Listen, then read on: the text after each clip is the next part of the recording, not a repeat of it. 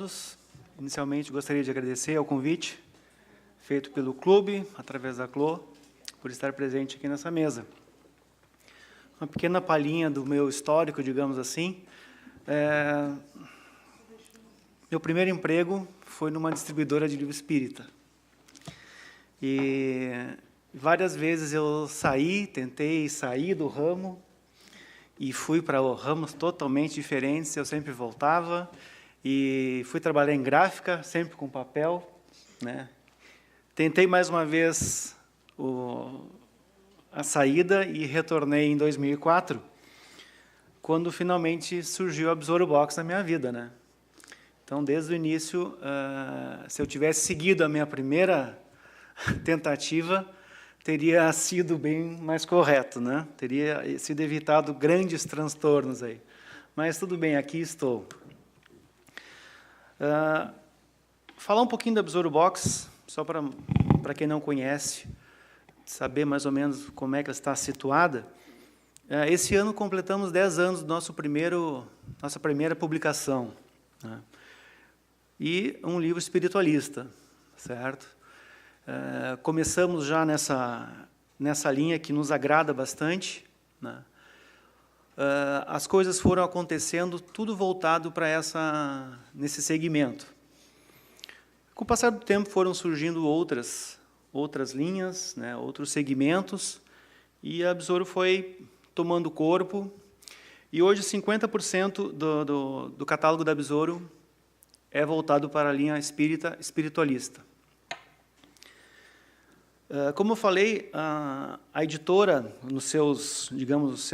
aquelas que a compõem, acreditam muito nesse segmento, digamos, na doutrina espírita e espiritualista, né? Então, acho que aí está o grande diferencial da Besouro. Nós somos uma empresa enxuta, mas acreditamos no que fazemos. E como foi falado aqui outras vezes, citado, a gente ama o que faz, né? E eu acho que isso impulsiona muito a nossa produção editorial, a qualidade da nossa produção, o empenho que é dado a toda a parte comercial da empresa, que é fundamental. Não adianta só gostar, tem que ter o profissionalismo, e o comercial também, né, tem que estar sempre presente.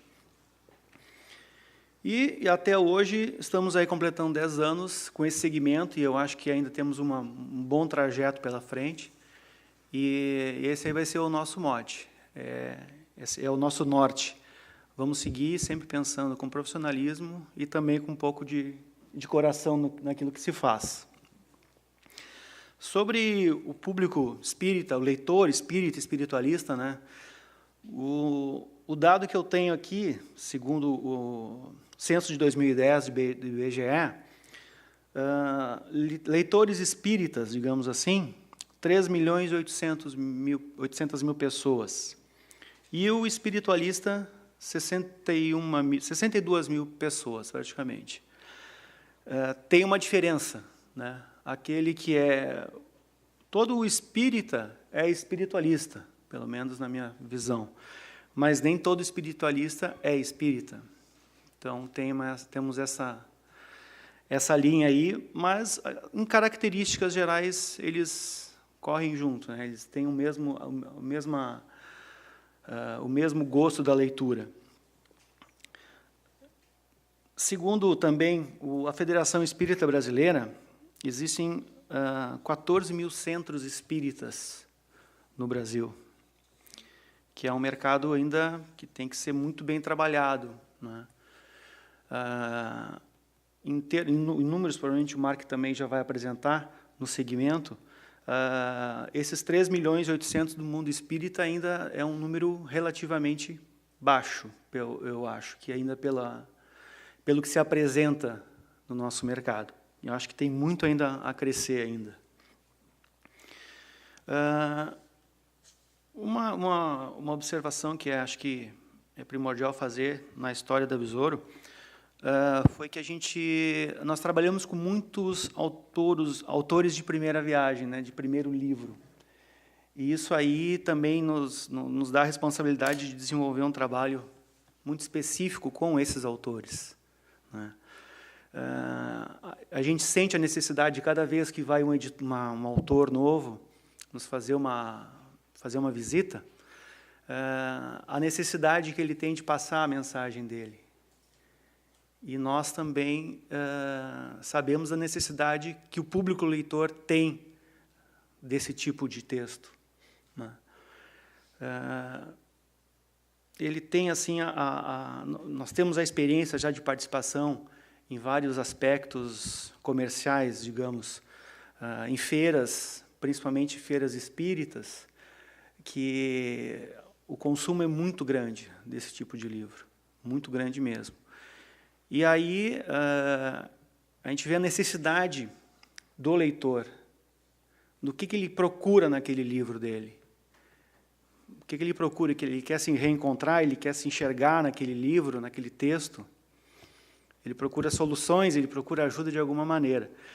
E essa é a nossa responsabilidade também, de fazer publicações que simplesmente não é fazer a publicação, é ajudar alguém. Todo livro tem o seu leitor, todo livro tem o seu leitor direcionado. Sempre tem público para nossos livros, né? Então, cada livro tem a sua missão.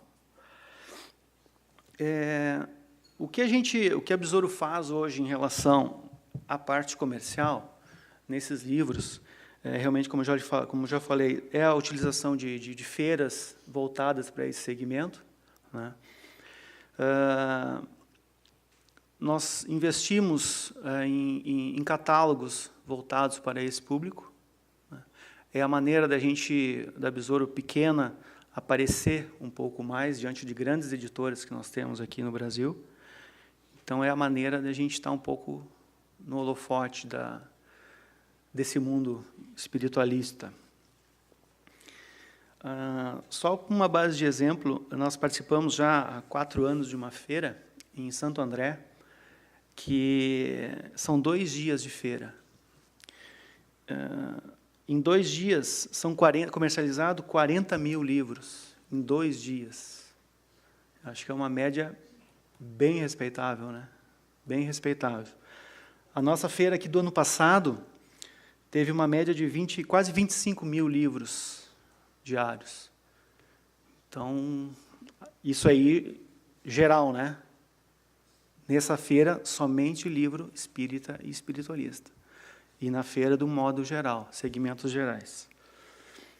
Então, temos aí um mercado abrangente aí que há necessidade, há carências e nós estamos trabalhando para isso. Eu citei em relação ao fazer diferente, né, que eu acho que é uma característica nossa, porque nós precisamos, cada livro, cada original que entra lá, nós fizemos uma leitura, uma análise, para que não seja qualquer livro, qualquer texto que a Besouro publica. Há feito uma seleção internamente, nós contamos com a ajuda de pessoas de fora da editora, né, dando a opinião, para que aquele livro que seja publicado tenha um trajeto de sucesso. Nós não queremos fazer livro para ficar estocado. Queremos fazer livro para vender e ajudar as pessoas. Então, essa é a nossa intenção, o nosso ideal. Eu acho que parte por aí. A carteira de clientes da Besouro Box aumentou nos últimos 2 anos 70%. 70% em 2 anos para uma editora pequena, eu acho que é um número respeitável. Esse aumento teve uma parcela significativa na linha espírita. Então, contratamos uma pessoa para trabalhar exclusivamente nessa linha, trabalhar com centro espírita, grupo espírita, casa holística, e em todo o Brasil, né? Em todo o Brasil. E graças a Deus estamos tendo um retorno positivo. Muitas vezes não é aquele retorno que esperamos, mas estamos plantando. Estamos plantando. O nome da Besouro Box está lá, né? E eu acho que no futuro próximo vamos ter uma bela colheita. uma questão que esses dias eu estava falando com amigos da área, foi a questão da distribuição de livros nessa linha.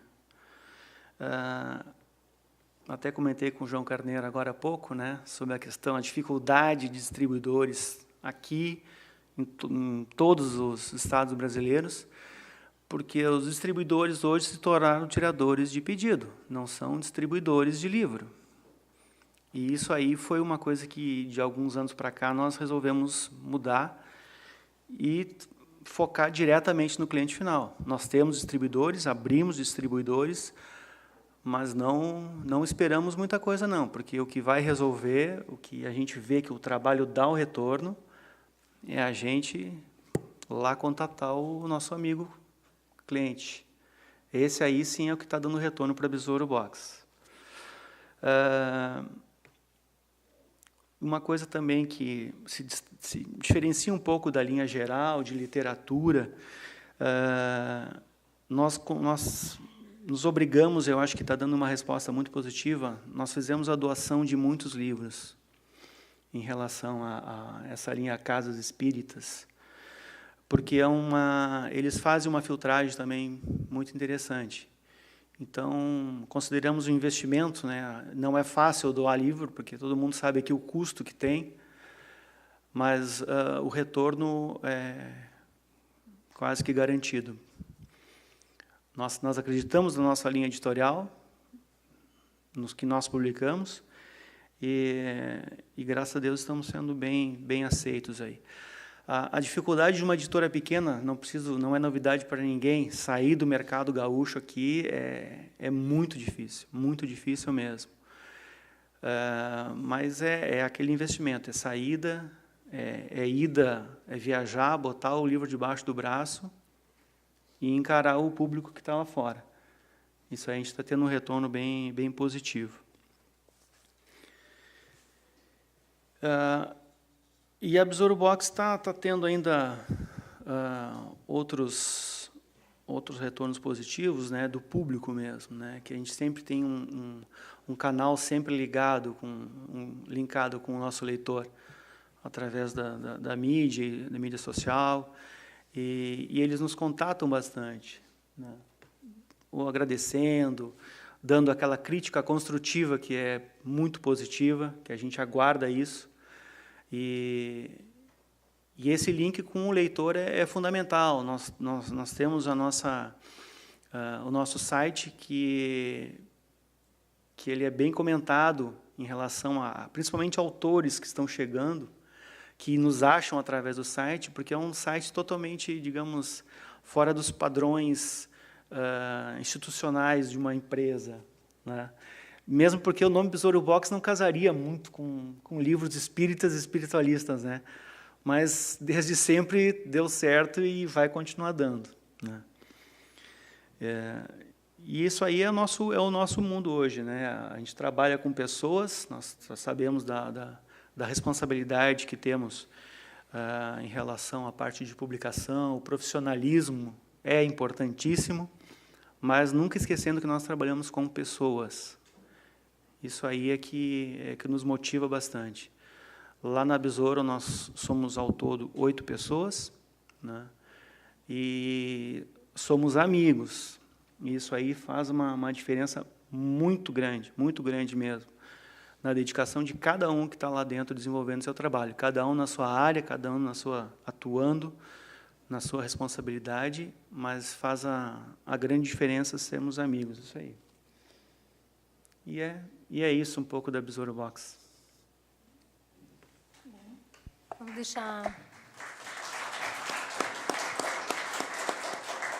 deixar a parte das perguntas, então, para complementar o que o André falou. Vamos ver o que o Mark tem para nós.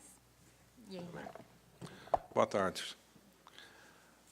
Meu nome é Mark Carpenter, sou presidente da editora Mundo Cristão, em São Paulo. E eu nasci nos Estados Unidos, meus pais me trouxeram para cá quando eu tinha 3 anos de idade. Fui criado aqui no Brasil, no Paraná, na cidade de Maringá. Voltei depois do colegial para os Estados Unidos para fazer faculdade, pós-graduação lá. e acabei voltando para o Brasil. De todos os meus irmãos, eu fui o único que voltei para cá. Os outros todos permaneceram por lá, mas eu não consegui ficar distante do Brasil. Então, em 1985, eu voltei para cá e assumi a direção da editora Mundo Cristão, que era uma editora muito pequenininha na época. Tínhamos lá 4 colaboradores, mas tínhamos um grande desafio e uma grande população esperando os nossos livros. A Mundo Cristão foi fundada em 1965, em São Paulo. Então, no ano que vem, a gente completa 50 anos de existência. É uma editora independente, no sentido de ser 100% brasileira, e ela é também independente no sentido de ser não denominacional, ou seja, a gente não pertence a nenhuma linha religiosa ou denominacional dentro da Igreja Protestante Evangélica Brasileira. A gente é independente no sentido de poder servir a todas as correntes dentro desse segmento que hoje compõe 23% da população brasileira, alguma coisa em torno de 45, 46 milhões de pessoas no Brasil. Ela é a Igreja Protestante Brasileira é a 3ª maior do mundo, atrás apenas dos Estados Unidos e da China. A China ela tem uma porcentagem, é claro, bem menor, mas em termos de números redondos já é o segundo maior país de protestantes no mundo. Nós publicamos uma linha de Bíblias para o mercado protestante e uma linha de livros também. Nós publicamos, normalmente, a cada ano, 45, 50 livros, além de uma linha de Bíblias, que também são consumidas pelo mercado católico, evangélico e também nas livrarias gerais. Nós temos 52 colaboradores em tempo integral na editora, e todo um batalhão de tradutores, freelancers, capistas e outros profissionais que nos assessoram numa série de outras tarefas fora do full-time. O nosso catálogo é composto de cerca de 80% de traduções de livros trazidos da Inglaterra, dos Estados Unidos, mas isso está mudando muito. Inclusive, esse ano de 2014, 50% dos nossos lançamentos serão de autores nacionais, autores brasileiros. Então, essa proporção ela tende a mudar nos próximos anos, e nosso departamento editorial está cada vez mais preparado para assessorar e trabalhar com quem produz livros, quem escreve livros aqui mesmo no Brasil. Então, nós publicamos uma série de livros sobre relacionamento, sobre psicologia, sobre família, espiritualidade clássica, oração e vida religiosa, obras de referência, obras de ficção, obras literárias, coletâneas de ensaios, etc. O nosso mercado, então, é composto por esse número de pessoas, teoricamente. Então, nós descobrimos que, dentro desse universo grande, que é maior do que muitos países, que nós temos também que definir cada vez mais targets específicos para a atuação da editora. Esses 45 milhões de protestantes evangélicos no Brasil são divididos em dezenas de denominações. Então, a Igreja Católica é basicamente a Igreja Católica, né? Nós temos a Igreja Carismática e a liderança carismática, mas que se submete ao Vaticano também. Então, a Igreja Católica no mundo é essencialmente uma só. A Igreja Protestante Evangélica é dividida em dezenas de denominações e de subfragmentos. Nós temos as igrejas tradicionais, por exemplo, a luterana, a presbiteriana, a batista, a metodista. Nós temos os pentecostais, tipo Assembleia de Deus, Igreja Quadrangular. E o que se vê muito no Brasil é o crescimento das igrejas neopentecostais. A Igreja Universal do Reino de Deus, uma das maiores. A Igreja Renascer em Cristo. esses pastores que vocês veem na televisão de vez em quando, né? Todos eles têm a sua linha, a sua denominação própria, que não se submete a nenhum tipo de autoridade fora daquele conselho daquela própria igreja. E há também uma série de igrejas independentes e pequenas que também não têm nenhum alinhamento com um grupo maior. A população protestante evangélica está presente em todas as classes sociais do Brasil. A, B, C, D. É claro que uma porcentagem maior, como a própria população do Brasil, nas classes sociais de menos poder aquisitivo. Ela está presente também em todos os níveis de educação. A gente vê cada vez mais nas igrejas brasileiras, protestantes, evangélicas, pessoas com alto nível de educação, doutores, PhDs, mestrados, etc. E, às vezes, a gente sofre um pouco desse preconceito, que a igreja evangélica protestante é apenas para um segmento da população, nada mais longe da realidade hoje. A maioria dessas pessoas frequenta, de fato, uma igreja semanalmente, por exemplo, no domingo de manhã, no domingo à noite, mas há outros eventos também ao longo da semana, para jovens, para crianças, etc., que a maior parte dessas pessoas frequenta com graus diferentes, é claro, de periodicidade. E muitos participam de outros eventos que agregam várias igrejas, né, eventos bem maiores que acontecem periodicamente ao longo do ano em diversas partes do país. O mercado principal, então, nosso, da Editora Mundo Cristão, está nesse público, e um dos nossos mercados secundários são as livrarias de interesse geral. Um dos nossos maiores clientes, por exemplo, é a Rede Saraiva. A Saraiva está constantemente entre os 10 primeiros maiores clientes da Editora Mundo Cristão. Isso demonstra que há interesse pelos nossos livros fora apenas do nosso ambiente já mais restrito. As livrarias católicas também fazem parte desse mercado secundário nosso. Há uma rede de distribuição já grande no país. Eu liguei hoje de manhã para o nosso departamento comercial, só para ter o último número. Nós temos 2.435 livrarias protestantes cadastradas como contas ativas, para os quais nós vendemos todos os anos, algumas todos os meses. 2.435 livrarias. Dessas, 413 funcionam dentro de igrejas, ou seja, são pequenas entidades com CNPJ diferente, porque às vezes a igreja é uma entidade sem fins lucrativos, né?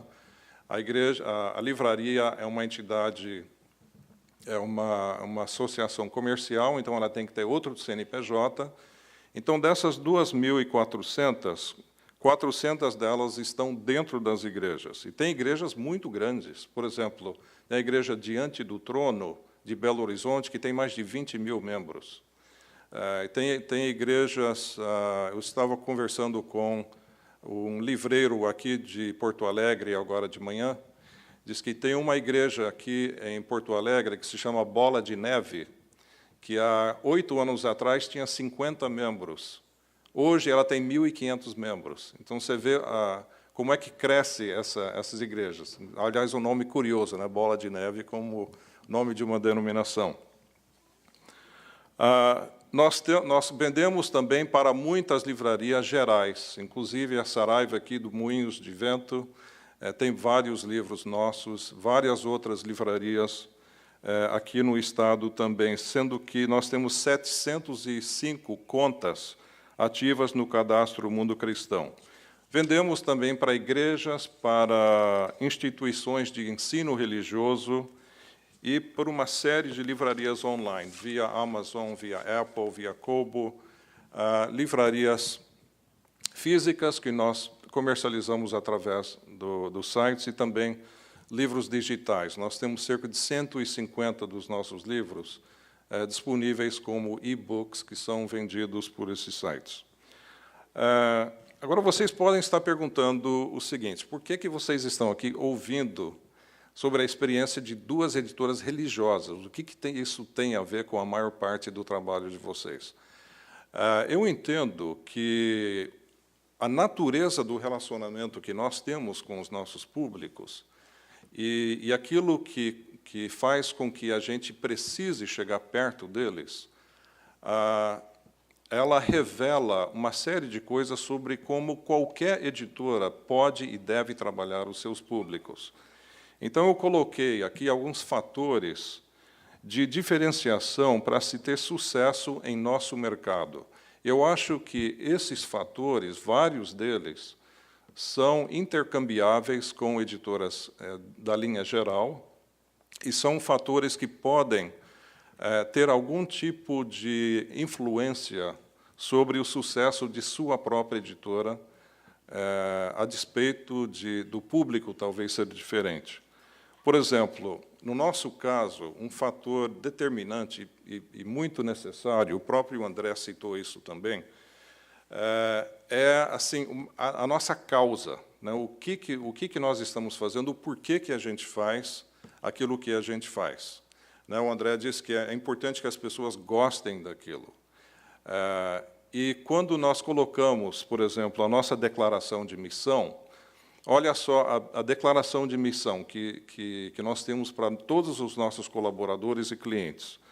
A Mundo Cristão, o Mission Statement, a declaração de missão da Mundo Cristão é o seguinte: editar e distribuir os melhores textos de cosmovisão cristã, servindo como instrumento para a transformação de vidas.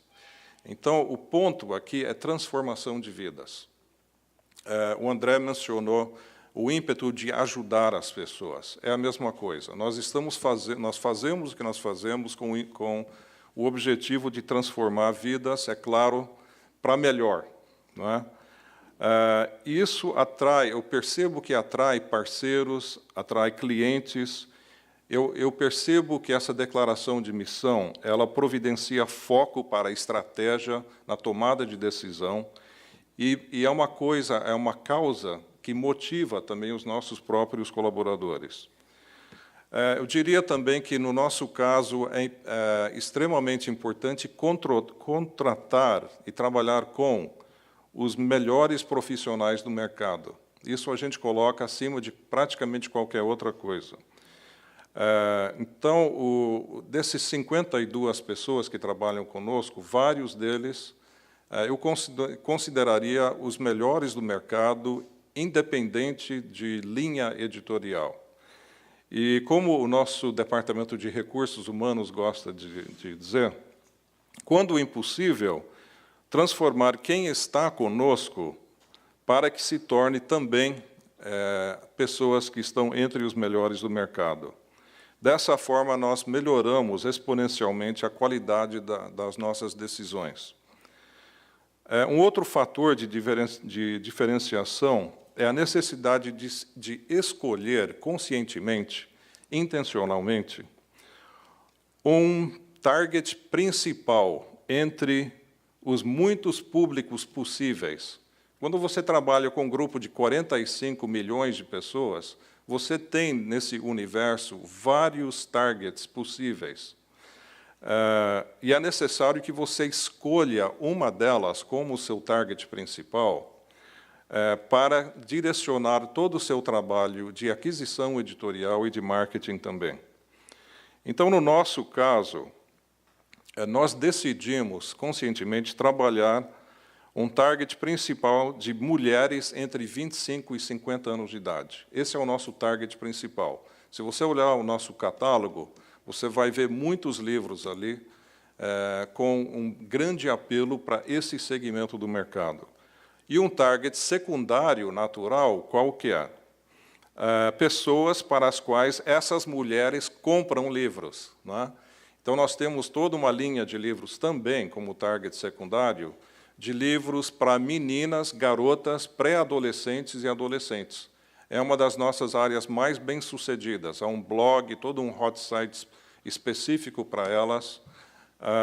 E também os homens, né, os seus maridos, seus namorados, etc. Então, são targets secundários, e a gente acha que é necessário fazer isso, então, porque senão a gente se perde no meio dessa diversidade toda.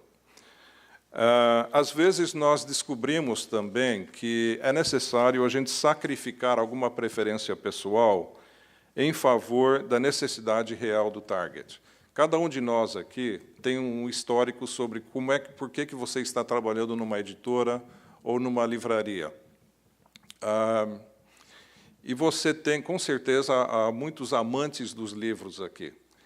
Quando nós temos as nossas reuniões de aquisição editorial, surgem sempre as preferências pessoais das pessoas. Eu queria trabalhar com tal autor, com tal linha editorial.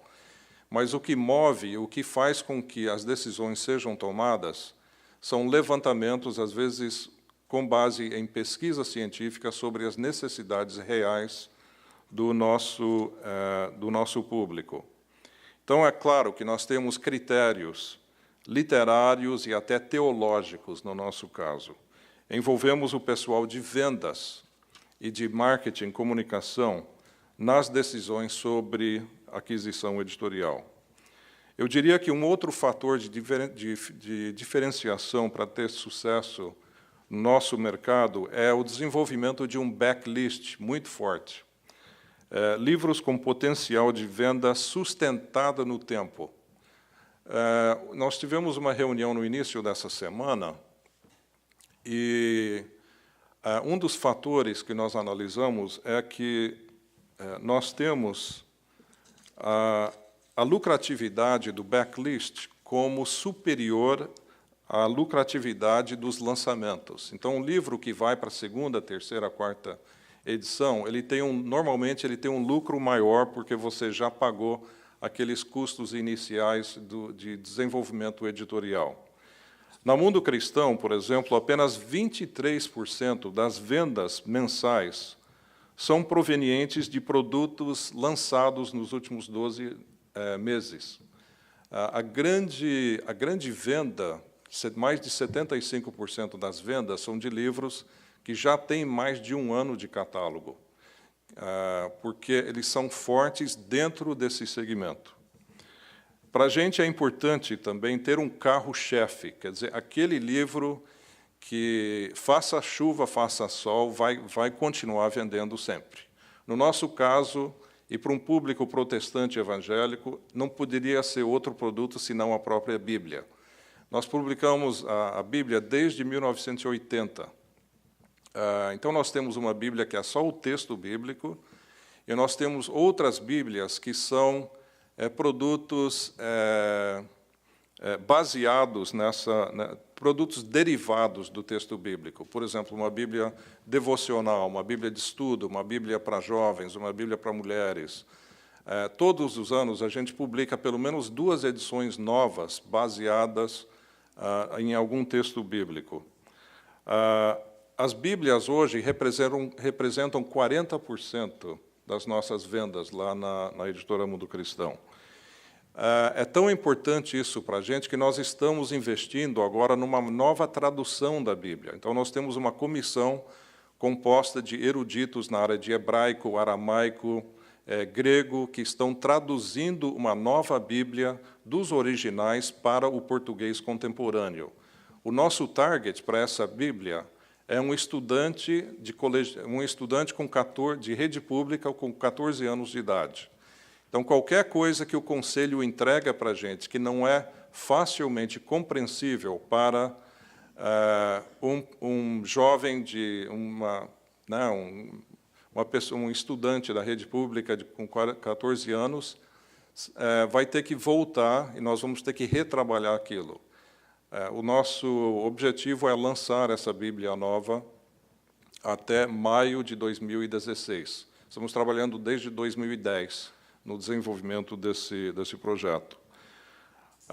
Outra coisa que para a gente é importante é desenvolver uma grande proximidade ao nosso público target. Então, por causa disso, o Mundo Cristão fisicamente está presente dentro de muitos eventos pelo país inteiro, nós sempre estamos lá. Nós estamos publicando livros escritos pelos líderes de alguns desses grupos que possuem um grande following real e virtual. Por exemplo, uma das nossas autoras, o primeiro livro dela, Pela Mundo Cristão, vai sair em 2 meses. Ela tem 1,2 milhões de seguidoras no Twitter. Então, isso para a gente é muito importante também, porque a gente trabalha muito a mídia social como maneira de divulgar a existência de lançamentos. Então, a estratégia de mídia social que envolve nossos leitores num senso de comunidade. A gente prioriza muito. Hoje, a Mundo Cristão só perde para a Intrínseca em número de seguidores no Twitter. Depois vem Companhia das Letras, Sextante e as outras. Mas existe um following muito intenso no Twitter, no Facebook, no Instagram e outras mídias sociais para criar um sentimento de comunidade em relação aos autores, leitores, linhas editoriais. E a estratégia de mídia social envolve nossos leitores nesse senso de comunidade. Então, a gente tem, todos os dias, frases devocionais, concursos para ganhar livros, enquetes para escolha de capa de livro, esse tipo de coisa. Uma outra coisa que para a gente é importante é desenvolver uma obsessão por qualidade. Então, a gente é uma editora protestante, sem fins lucrativos, então a gente não precisaria disso. Mas a gente sabe que sem essa obsessão por qualidade de produtos e de processos, seria difícil a gente sobreviver. Então, a Mundo Cristão hoje é uma das únicas editoras que tem certificação ISO 9001-2008, que cuida da área de qualidade de processos e também um processo intenso e contínuo de benchmarking contra as melhores editoras do mundo em termos de qualidade de produtos. Esse, pelo menos, é o objetivo. Nem sempre a gente chega lá, mas isso é valorizado dentro da editora. Eu diria que, em último lugar, um fator crucial para a gente, para esperar qualquer tipo de sucesso, é a valorização autêntica de cada um dos nossos colaboradores também. E isso é uma coisa muito pragmática, né? Pacotes de remuneração, outros benefícios, treinamento interno, externo, a gente paga para o pessoal fazer pós-graduação, treinamento dentro e fora do país. Uma outra coisa que nós sentimos que serve para motivar os nossos colaboradores é essa causa motivadora, a nossa declaração de missão. Muitos estão conosco por causa disso. E, é claro, um respeito e oportunidades reais para crescimento. Então, no fundo, a gente não tem tanto de diferença entre a nossa realidade e a realidade de vocês, né? Eu acho que há muitos princípios, muitos fatores que são intercambiáveis, são utilizáveis, são frutos de sabedoria e de pragmatismo, independente do conteúdo dos livros que nós estamos editando. Então, eu queria agradecer a Clô e a organização pelo convite de estar aqui com vocês hoje.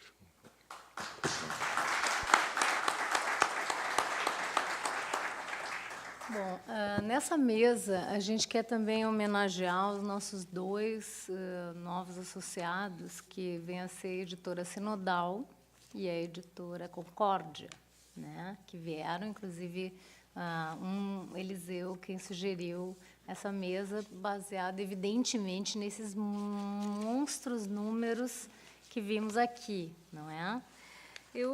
Enquanto aguardamos as perguntas, alguma pergunta, eu posso fazer a primeira, mas eu confesso que não deveria mediar essa mesa, mas foi um acaso. Eu pergunto, uma das diferenças, desculpe a pretensa mordacidade, mas uma das diferenças deve ser o direito autoral, não? Porque a Bíblia vende, e nós devemos ter aí uma diferença básica da especificidade do nicho, no caso do mundo cristão, é claro, e queria, então, que você falasse sobre isso, porque na área geral, né, você sabe que, como diz o Piero Machado, o autor tem 20% da editora, né? Nesse caso, com esses números imensos aqui, que eu anotei, isso deve ser uma diferença básica, né, para o desenvolvimento de uma editora deste nicho. O que você acha, Mark? Bom, a sorte é que Deus não tem um agente literário, né? Então, a gente acaba não tendo que pagar pelo menos esse direito autoral. Mas o que acontece é o seguinte, cada tradução da Bíblia, assim como as outras traduções, ela também acaba gerando um direito autoral.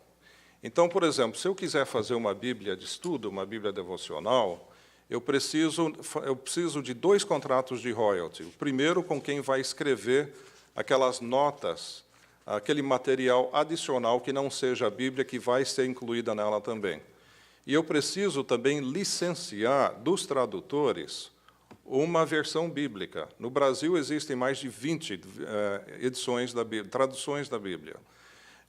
Por exemplo, eu vou ter que ir para a Editora Vida, lá de São Paulo, para negociar o uso da nova versão internacional.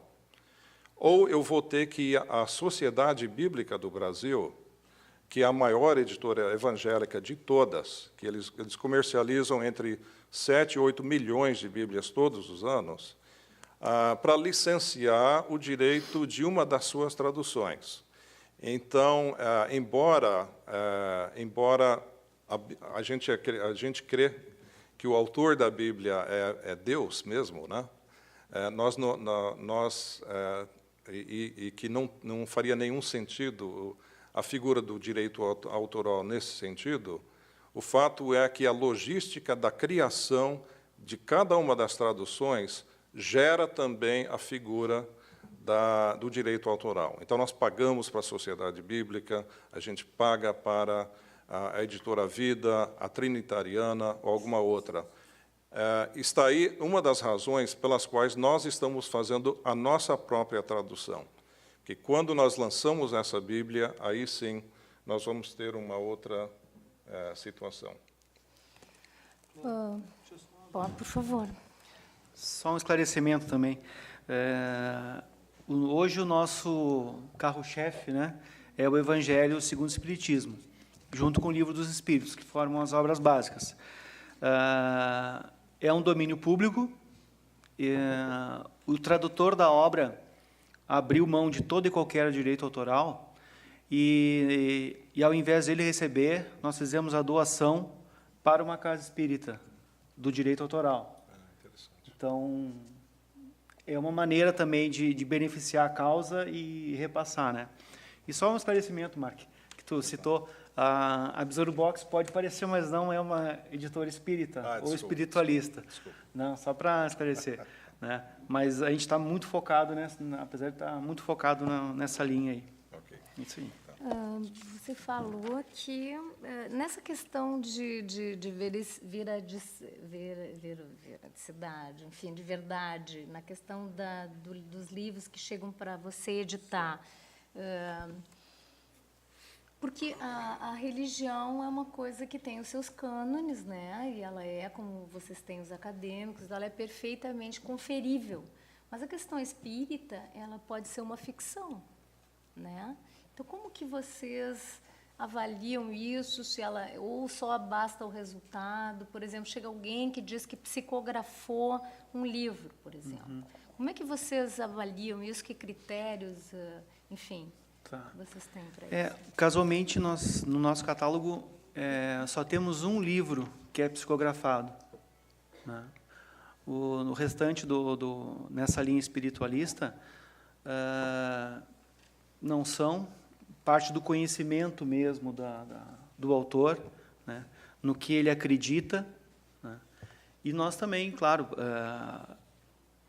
fazemos essa análise justamente para ver se não há nenhuma não vai extrapolar nenhuma questão de bom senso, né? Então, nesse caso específico do livro espírita, psicografado, só houve uma vez e, por enquanto, deu tudo tranquilo. Porque, assim, o mercado está lá, não é? Essas pessoas que creem, esses 45 milhões e mais os 3 milhões espíritas e tal, está lá. Qual a especificidade de uma editora vender para esse mercado tem que ser a mesma na área geral, ou seja, são meios técnicos que vão fazer isso, ou qualquer, por exemplo, surge aqui um editor pequeno, não, mas 45 milhões, mas 3 milhões, acho que é um mercado interessante, e entra. Isso é assim? É fácil assim? Basta, o mercado está lá? Como que vocês concorrem? A ideia é assim, que noção de concorrência existe dentro desse nicho? Assim? Tá. Há uma concorrência muito forte, como vocês podem imaginar. A gente tenta manter amizades, né, com todos. Às vezes é mais difícil do que em outras áreas, mas existe, de fato, bastante concorrência nessa área. Só para esse público protestante evangélico, existem mais de 60 editoras no Brasil. Além dessas 60 editoras que trabalham exclusivamente para esse público, a gente está assistindo o seguinte fenômeno: grandes grupos editoriais também abrindo divisões de livros voltados a esse público. Por exemplo, a Ediouro, do Rio de Janeiro, entrou num contrato, uma parceria, um contrato com a Thomas Nelson americana. A Thomas Nelson é a maior editora protestante do mundo. Então, há alguns anos atrás, a Ediouro, ela abriu um selo que se chama Thomas Nelson Brasil, onde ela tem uma participação, e a Thomas Nelson americana tem uma outra participação. A Planeta está prestes a abrir uma linha de livros voltada a esse público também. A Sextante já publicou muitos livros do nosso setor. Inclusive, a própria Mundo Cristão, nós temos uma parceria com a Sextante de colocar alguns livros da Sextante dentro do nosso mercado. Então, são livros onde você encontra lá, na contracapa e na lombada, duas logomarcas, Sextante e Mundo Cristão. Então, são aqueles livros que a Sextante adquiriu de autores que poderiam muito bem ter sido lançados pela Mundo Cristão. Agora, é claro que não é qualquer pessoa que consegue identificar aquilo que vai ser aceito pelo leitor cristão, o leitor protestante e evangélico, né? Apesar dessa fragmentação que existe em termos da ponta da organização das igrejas, existe, de forma geral, uma ortodoxia teológica e doutrinária bastante homogênea, né, dentro de toda a igreja. Então, é necessário bastante cuidado nesse sentido. Voltando à questão que a Clô colocou sobre ficção, como é que nós podemos ter uma obra de ficção baseada numa revelação bíblica, por exemplo? Bom, nós temos muitos exemplos, inclusive alguns dos grandes best-sellers dos últimos 10 anos são exatamente livros de ficção escritos a partir de uma cosmovisão cristã. Por exemplo, A Cabana, da Sextante, foi escrito a partir de uma cosmovisão cristã. Vendeu mais do que praticamente qualquer outro livro nos últimos 10 anos. Aquela série Deixados para Trás, dos anos 90, início dos anos 2000, vendeu mais de 50 milhões de exemplares no mundo todo. E eram livros a partir de uma cosmovisão cristã sobre escatologia.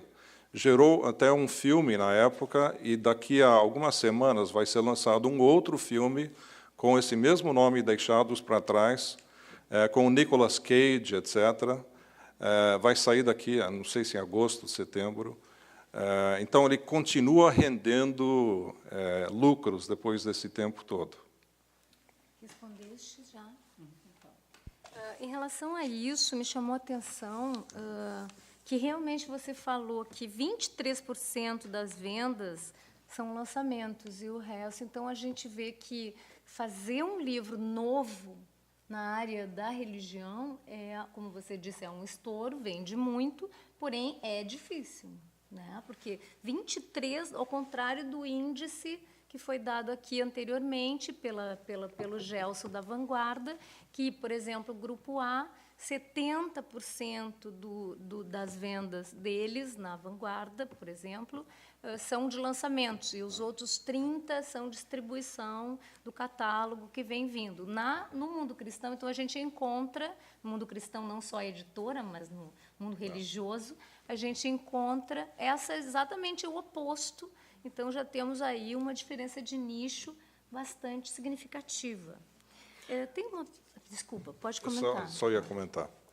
Isso não significa que não há uma grande procura pelos lançamentos. Por exemplo, na Mundo Cristão, raramente a gente faz uma primeira tiragem com menos de 7.000 exemplares. E é comum uma primeira tiragem de 15.000 exemplares. Na semana retrasada, no final de agosto, nós importamos uma Bíblia que a gente mandou imprimir na China. E a primeira tiragem foi de 30.000 exemplares dessa Bíblia feita pela Donnelly na China. Chegou na nossa logística no dia 29 de julho e, em 2 dias, vendeu 18.000 exemplares. Ou seja, existe uma grande procura pelo lançamento também. Só que, no total, os lançamentos compõem apenas esses 23%. Alguma coisa, André? Nas nossas publicações, realmente, a exceção aí são, no caso, as obras básicas, né, que é um volume muito maior de venda. Mas depois, lançamentos e na linha de catálogo, ela se mantém sempre uma média constante de venda, né? São essas as características. Bom, pessoal, tem uma pergunta aqui, como ela é muito longa, eu vou ler, certo? Qual o peso em percentual de cada modalidade de venda? Isso eu não sei se vocês vão ter como responder agora, mas, enfim, livraria vende mais que porta a porta, as igrejas, você já falou, né, do Mark, centros religiosos, quer dizer, vocês têm noção da diferença? Poderiam comentar se é significativo, por exemplo, livraria, igreja, centros, no caso dos nichos? Vocês já deram uma palhinha sobre isso na palestra, né? Não tenho números exatos aqui, né? Nas livrarias, eu acredito que ainda temos uma porcentagem maior de venda, né? Mesmo porque as grandes redes auxiliam bastante para isso, né? Mas, como eu falei, a nossa carteira está aumentando cada vez mais em relação às casas espíritas, então eles estão tendo um crescente considerável nesse número. Mas ainda as livrarias ainda têm uma porcentagem maior sobre a venda. No nosso caso é igual, cerca de 60% das vendas são para as livrarias especializadas, mais ou menos 30% são para as livrarias gerais, tipo Saraiva, Cultura, La Selva, várias outras, livrarias Curitiba, as redes espalhadas pelo Brasil, a Leitura, por exemplo, de Belo Horizonte, vários outros, e apenas 10% são para seminários bíblicos, igrejas, inclusive vendas via site tipo Submarino, Americanas, etc. Então, a grande maioria ainda é gente entrando dentro de livraria e comprando livros. E aqui chegou uma pergunta que eu já tinha anotado aqui, mas é que essa palavra é meio aberta demais. Eu coloquei brincando, assim, as relações comerciais são cristãs, quer dizer, aí veio a pergunta que interpreta essa pergunta. Se os canais não livreiros, as igrejas, vamos supor, as livrarias de igreja, ou sendo as casas espíritas, eles têm as mesmas relações, consignação, desconto, são relações comerciais como para toda a área geral? Ou tem alguma diferença? Não, para nós lá, diferença alguma. é uma negociação comercial como qualquer outra, sem benefícios ou não. Tratamento igualitário para tanto a livraria como para a casa espírita. Ou seja, duro, aquela coisa. Não, é o que está na cartilha, digamos assim. Eu diria a mesma coisa. Antigamente, a gente sofria um pouco com esse conceito, né? O que nós somos? A gente é um ministério, a gente é uma ONG, ou nós somos um business, nós somos um negócio. E aí, depois de um certo tempo, a gente chegou à seguinte conclusão, de que os nossos objetivos finais, aquela declaração de missão que eu li para vocês, isso sim é uma causa, é um objetivo máximo e final nosso. Transformação de vidas. Agora, como que nós vamos chegar lá? Vendendo livros. Então, dali para baixo, são relações comerciais como qualquer outra editora do Brasil tem. Eu diria que a única diferença maior que existe nessa negociação é o seguinte: quando a gente trabalha com a rede geral de livrarias, nós temos que conceder livros em consignação. Quando é para a nossa área mais específica, mais especializada, essas 2.400 livrarias especializadas, evangélicas e protestantes, a figura da consignação ela é muito mais fraca. O apelo dos nossos livros é tão alto que não é necessário o pessoal pegar isso em consignação. Então, hoje, a consignação no mundo cristão é muito, muito menor do que há 10 anos atrás. Está concentrada basicamente na Saraiva e algumas outras redes de livrarias gerais, e também na Avon Cosméticos, que hoje é um dos nossos maiores clientes no mundo cristão. Qualquer catálogo da Avon que vocês virem, que vocês peguem desses últimos 5, 6 anos, tem livros da Mundo Cristão. Então, eles são um dos nossos maiores clientes e, aí sim, trabalham com consignação. Com esse público todo, vocês têm um poder de barganha de desconto muito alto. Vocês chegam por exemplo, chega lá numa pequena livraria, ou mesmo na Saraiva, e digo, bom, então agora eu quero baixar esse desconto. Tem condição? Como que vocês fazem isso? Quer dizer, com esse poder todo desse público, leitor, esse público é leitor, né? Então, vocês têm esse poder também? É uma diferença da área geral para a área específica religiosa? Olha, no nosso caso, não sei como é que é para o André, mas as livrarias ainda detêm bastante poder. Se dentro das livrarias especializadas eu tenho um market share grande, dentro da Saraiva o meu market share é muito pequeno. Então, eles é que mandam, né? Então, a gente tem que acabar trabalhando com a média do mercado. É claro que o maior argumento que eu tenho, e que vocês também têm, junto à Saraiva, é um livro que vende muito bem, seja para qualquer público, sobre qualquer assunto. Porque o que eles querem lá é giro. Então, isso fala muito mais alto, com muito mais influência do que a linha editorial ou a linha de negociação com eles.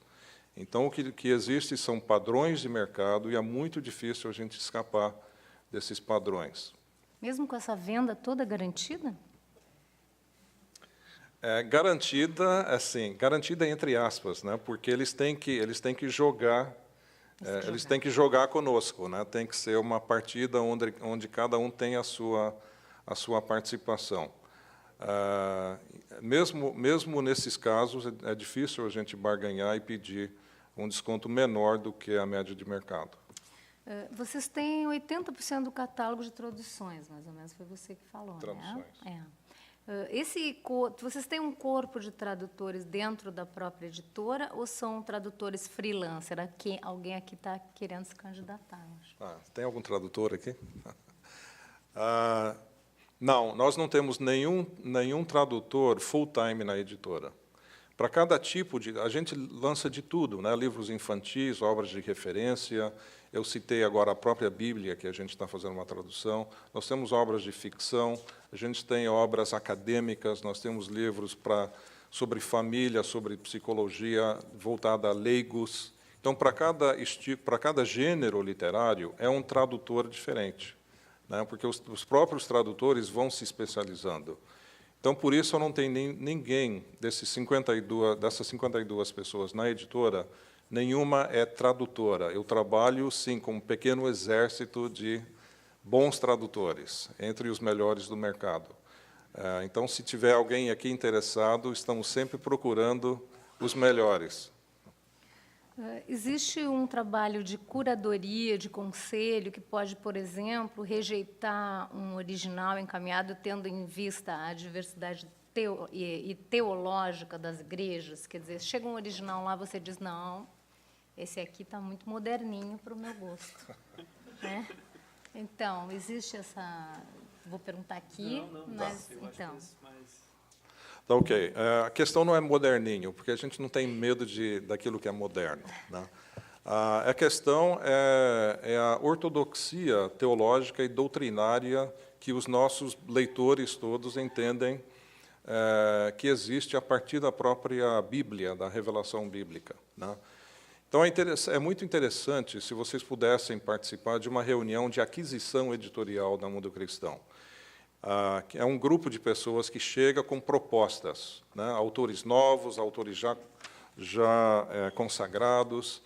Então, eles fazem propostas para o grupo. E esse grupo é composto não apenas do pessoal editorial, mas do pessoal de comunicação, marketing, vendas.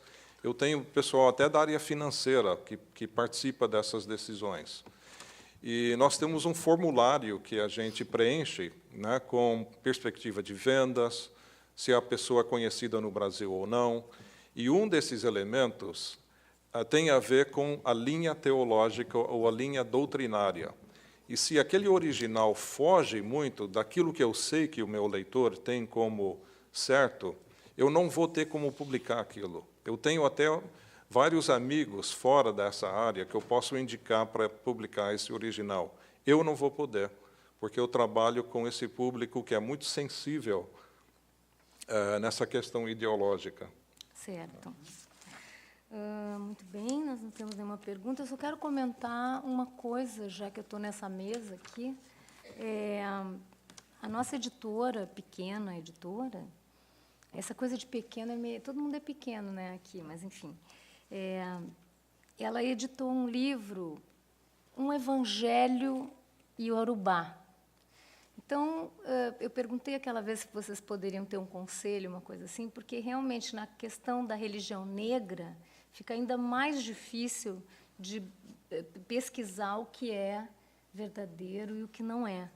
Então, a gente buscou o aval da Fundação Nacional, da Biblioteca Nacional, da Secretaria da Diversidade Federal, para saber se aquilo que a gente estava recebendo era verdadeiro ou não. Então, a pergunta é a seguinte: vocês têm uma ortodoxia a seguir, né? E, na verdade, não tem nenhuma pergunta, era só que, na questão, que a religião realmente tem essa responsabilidade a mais no nicho, digamos assim, né? Porque você não está falando só em nome de um editor, de uma comissão, você está falando em nome de uma tradição, de uma comunidade imensa, né? E, no caso dos negros, como eu estava dizendo, fica mais difícil ainda buscar os cânones, porque eles não têm, né? Então, fica mais difícil.